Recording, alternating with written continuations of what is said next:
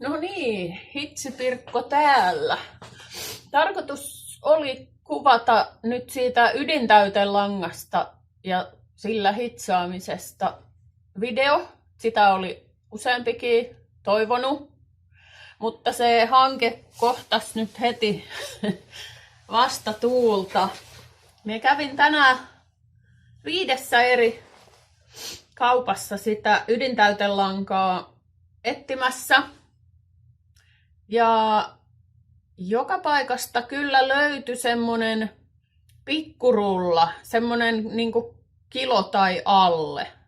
Se pikkurullan hintakaan ei oo mikään ihan älytön nyt.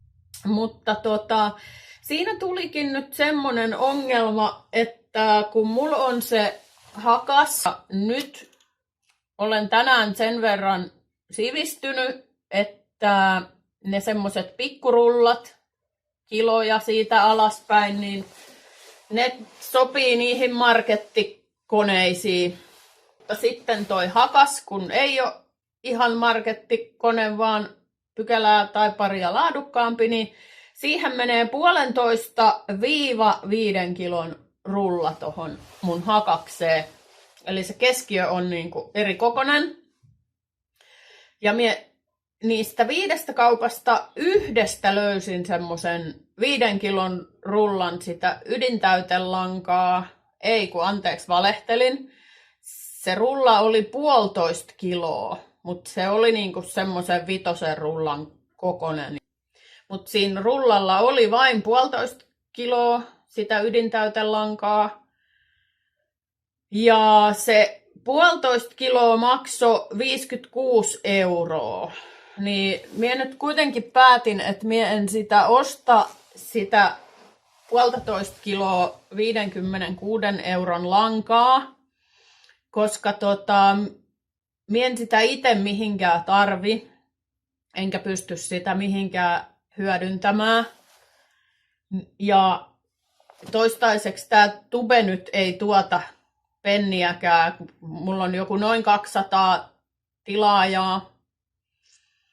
Niin, näyttökertoi tulee kyllä enemmän kuin se 200. Et siellä näyttökerroissa liikutaan jo tuhansissa, mutta anyway, niin penniäkään ei tule tästä YouTubesta.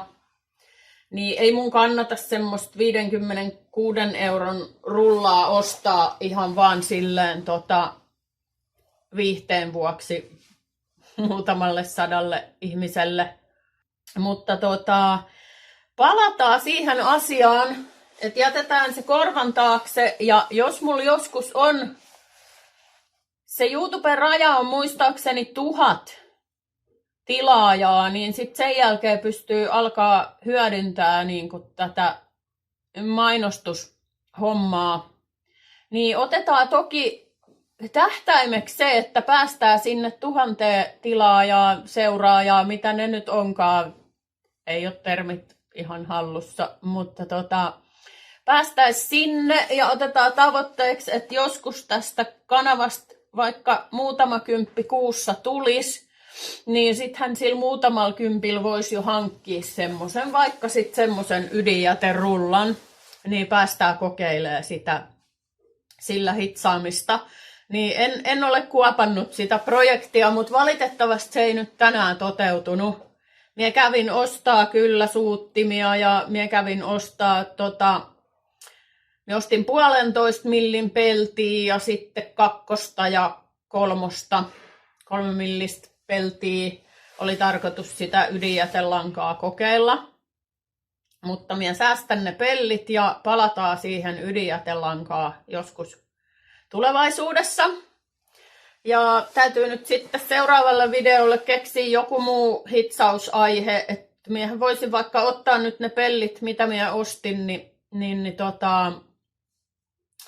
sori, minä aloin tuijottaa, kun joku kärpänen kiipeää tuossa mun linssissä. Te ette näe sitä, mutta näytöllä on kärpänen. No niin, voisin ottaa ne pellit tai niitä peltejä. Ja voitaisiin hitsata sillä hakaksella nyt sitten, mehän ei kauheasti sillä viimeksi hitsailtu sillä mikkipuolella, kun olin ulkona vesilammikossa ja oli liian paksua matskua. Mutta minä voisin kokeilla sitä siihen pellille. Siis miehän en ole mikään peltihitsari, että mulla pääasiassa niin kuin pätevyydet lähtee 3 millistä ylöspäin. Olen toki joskus hitsannut jotain ohuempiakin juttuja töissä, mutta ne on lähinnä sit ollut jotain huonekaluja tai jotain tällaisia sisustusjuttuja. Et en ole mikään varsinainen pellin hitsaaja, mutta kokeillaan, minkälainen se on säätää se hakas ja kokeillaan vähän eri asetuksia, että pääsen tonne ihan mukaviin sisätiloihin hitsaamaan, sillä kyllä nytten minulla on yhteistyö, niin voidaan tehdä vaikka siitä pellin hitsaamisesta, että ohkaisten materiaalien hitsaamisesta. Ihan kokeillaan, katsotaan mitä tapahtuu. Mutta nyt tällä videolla niin pahoittelut, että ydinjäteprojekti on nyt toistaiseksi jäissä. Ja sitten edellisellä mun Shorts-videolla, siinä videolla missä olin kaatamassa sitä puuta, niin mainitsin niistä viiltosuojahousuista, jotka oli kutistunut siellä säilytyksessä. Niin tää saaga sai tänä aamuna jatkoa. Tai on se ollut tässä nyt jo jonkun aikaa. Mulla on semmonen Merinovilla kerrasto ollut, siis se on varmaan yli 10 vuotta vanha kerrasto ja edelleen hyvässä kunnossa ja käytän sitä joka talvi. Ja nyt kävi niin, kun otin sen tänä talvena käyttöön, niin ne housut on jotenkin kutistunut. Ihan samalla tavalla kuin ne viiltosuojahousutkin, niin nyt oli ne merinopöksyt oli kutistunut. Ja sitten mikä niin kuin ärsyttävintä, niin ne oli jotenkin silleen epätasaisesti kutistunut, että se niin kuin vyötärökuminauha niin tosta takaa jäi ihan hirveän alas. Et niin kuin koko ajan oli vähän sellainen tunne, että rupeaa persus vilkkumaan. Ja kirosin niin kuin moneen kertaa, että miten inhottava niitä housuja on pitää ja mitenkä nyt tälleen ja melkein persen näkyy ja on niin kuin jotenkin. Sitten ne housut ei meinaa niin kuin pysyä jalassa, kun niitä ei saa vedettyä tarpeeksi ylös, kun se jää jotenkin se kuminauha sinne. Joo, no tänä aamuna, niin voitteko kuvitella, niin huomasin, että ne on ollut mulla nyt koko tämän talven niin väärinpäin ne housut jalassa. Että jos ne kääntää toisinpäin, niin ne ei sieltä niin kuin takaa roiku. Et toki ne on edelleen pikkusen kutistunut, mutta silleen siinä nyt kävi, että olin pitänyt niitä housuja väärinpäin jalassa. Ja nyt minä haluan kysyä teiltä, että jos olette niin kuin 50-vuotiaita tai yli 50-vuotiaita, niin ootteko onnistunut saamaan sille niin kuin äidiltä, ottaiskohan se, alkaisiko äiti vielä niin kuin mun edunvalvojaksi tai ottaisiko se minut holhoukseen, jos kysyisi tosi nätisti. Koska välillä minusta tuntuu, että kun minut on 18-vuotiaan vierotettu, niin se on ollut liian aikaiseen, että en pärjää. Että nytkin olisi äitiä tarvinnut sanomaan, että kummin päin ne housut laitetaan jalkaan. Niin kyllä minä sanon. Mutta jos teillä on kokemusta, että miten on äiti suhtautunut, jos 50-vuotiaana on pyytänyt apua, niin kertokaa. Ja sitten joitakin sanoja nyt vielä on siitä ydinjätelangasta, kun on nyt nämä villahousut ja viiltosuojahousut käsitelty, kun kävin sitä ostelemassa, niin useammassakin paikassa sitten varoitettiin siitä ydinjätelangasta, että se on sitten ihan hirveän myrkyllistä. Ja haluan nyt sen tiedon painottaa teillekin, Ja jollain niistä hitsauksen turvallisuusjuttuvideoista niin ohimennen muistaakseni sivusin sitä asiaa, että on kuullut, että se on myrkyllistä ja että siinä on nimenomaan sitä bariumia, jos on oikein käsittänyt. Ja en tosiaan nyt edelleenkään siitä aiheesta hirveästi tiedä ja yritän perehtyä siihen seuraavalle videolle. Jos joskus päästään hitsaa sillä ydinjätelangalla, niin minä yritän selvitellä niitä turvallisuusjuttuja. Mutta tosiaan tänään kyllä varoitettiin useammastakin paikasta, mistä kävin sitä kattelemassa, niin muistettiin sanoa, että se on, että älä hengitä sitten sitä yhtään, niin välitän tämän tiedon teillekin. Älkää hengittäkö sitä paskaa. Ja muistakaa pitää raitisilmamaski tai puolinaamari tai joku, mikä oikeasti on sovelias siihen hommaan, niin semmoinen päässä. Ja sitten mulla on muistilappu, mulla oli joku asia vielä. Joo, sitten se, että kun kävin tässä nyt sitä lankaa kyselemässä, niin semmoinen vielä tuli ilmi, että niissä on tosi paljon laatueroja niissä ydintäytelangoissa.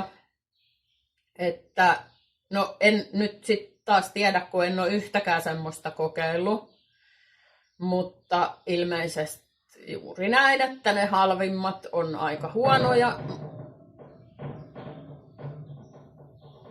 Täällä kuuluu ääniä. Halvimmat on aika huonoja, mutta ilmeisesti sitten jos pikkasen pistää enemmän seteleitä tiskiin, niin niitä kyllä kuulemma on ihan laadukkaitakin, että laatu korreloi hinnan kanssa. Ja ainakin yhtä merkkiä kehuttiin ihan suoraan, se oli Lincoln Electric. Et sen merkkistä ydintäytelankaa, siis nyt nimenomaan puhun näistä kaasuttomista tällä videolla, niin olisi hyvää ydintäytelankaa ja silleen on kyllä helppo uskoa, että itse olen kyllä käyttänyt Lincolnin tavallisia lankoja jonkun verran töissä ja myöskin Lincolnin hitsauspuikkoja, niin kärpäset lentelee. Ei ole mitään pahaa sanottavaa niistä, että on vaikuttanut ihan laadukkaalta. Ja sitten silleen, että kun Lincoln kuitenkin on sellainen pitkän linjan niin kuin tunnettu ja pitkäaikainen hitsauslaite ja hitsausaine valmistaja, niin niillä on varmaan ollut ihan niin kuin pätäkkää laittaa siihen langan tutkimiseen ja valmistukseen, niin silleen olisi helppo uskoa, että he on varmaan saanutkin siitä ihan toimivan, mutta se sitten myös maksaa. Mutta sitten joku tämmöinen ei juuri minkään merkkinen lanka, mitä saat marketista kilon tai puolen kilon rullassa ihan pikkurahalla, niin ei sitä varmaan ole myöskään niin paljon tutkittu siinä sitä valmistusprosessia tai mitään muutakaan tutkittu niin paljon. Tämä on nyt ihan mun omaa arvailua, ei perustu mihinkään, ihan omaa pohdintaa. Ja tosiaan täällä kuuluu kaikenlaisia ääniä, olen täällä niin sanotusti väistötiloissa, olen täällä navetalla, eli jos täältä kuuluu ryminää ja mylvintää, niin ne on noin nelijalkaiset ystävät ja tulin tänne pakoon noita omia nelijalkaisia ystäviä, että mulla on kotona 3 kissaa ja kaikki kissanomistajat tietää sen, että jos alat kuvaamaan tällaista tubevideoa niin kuin kissataloudessa, niin siinä menee noin 5 sekuntia, niin tuossa kameran linssissä on kissan perse. Ja sitten myös mulla yksi kissa kommentoi aika paljon, jos alan puhumaan, niin se vastaa. Ja sitten myös yksi mun koirista on semmonen aika vahtiherkkä, että jos minä alan puhumaan tällaisella mun tube-äänellä kotona, niin se heti kuulee, että aha, nyt on jotain niin kuin poikkeavaa. niin vaikka se koira olisi ulkona, niin se kuulee tämän mun tubekälätyksen ja sitten se tulee kurkkimaan ikkunasta ja haukkuu, niin siellä kotona ei ole kyllä minkäänlaista rauhaa kuvata tämmöistä tubevideoa, niin tulin tänne väistötiloihin navetalle. Täällä on huomattavasti hiljaisempaa, mitä nyt pari kärpästä tässä pyörii, mutta minä olen ainoa varmaan, kuka ne näkee, te ette ehkä näe kärpäsiä. Ja sitten täällä tosiaan vähän kuuluu mylvintää ja mörinää, mutta annetaan hänelle puheenvuoro. Joo. Luulen kuitenkin, että tämä ympäristö ja tämä äänimaailma ei ole niin paha kuin olisi ollut siellä mun kotona. Ja olin ostanut itse asiassa oikein mikrofonin tähän tubettamiseen, mutta nyt kävi näköjään silleen, että se unohtui tonne mun povitaskuun, niin kokeillaan sitä mikrofonia sitten joskus toiste. Onneksi mulla on niin kova ääni, että te kuulette mua kyllä ilman mikrofoniakin. Mutta semmonen oli nyt tämä jakso. Mien tarkistan vielä minun muistilapun. Markettikone, rulla, laatuero, myrkyllisyys, kutistuneet villahousut ja joo, eipä siinä muuta. Ensi videolle otetaan tavoitteeksi, että sitten hitsataan, mutta nyt ei ollut hitsaussisältöä, että tämä oli nyt tätä ydinjätehöpötystä.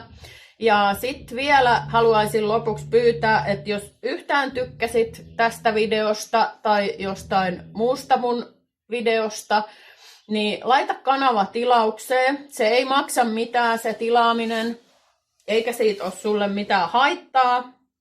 Että jos et halua katsoa näitä videoita sitten enää, niin sit vaan jätät katsomatta, mutta siitä olisi mulle etua, niin saataisiin joskus se 1000 tilaajaa täyteen. Et otetaan se tavoitteeksi, että saadaan se 1001 tilaajaa tälle kanavalle. Niin jos et ole vielä tilannut, niin tilaa, koska siitä ei ole sulle vaivaa eikä haittaa, mutta siitä olisi mulle apua. Ja sitten muutenkin, jos tykkäät tästä sisällöstä, tai vaikka et tykkäiskään, niin painele niitä peukkuja, että niitähän voi sieltä valita niitä peukkuja ylös tai alas, niin paina ylös tai alas peukkuu ja jaa kavereille, niin otetaan tavoitteeksi 1001 tilaajaa tälle kanavalle ja otetaan tavoitteeksi, että joskus saadaan tästä parikymppiä rahaa, niin sitten saadaan sillä parikympillä ostettua, kun muutama kuukausi säästetään, niin sitten saadaan ostettua sitä ydintäytelankaa ja päästään tekemään testejä. Mutta siihen asti moi moi!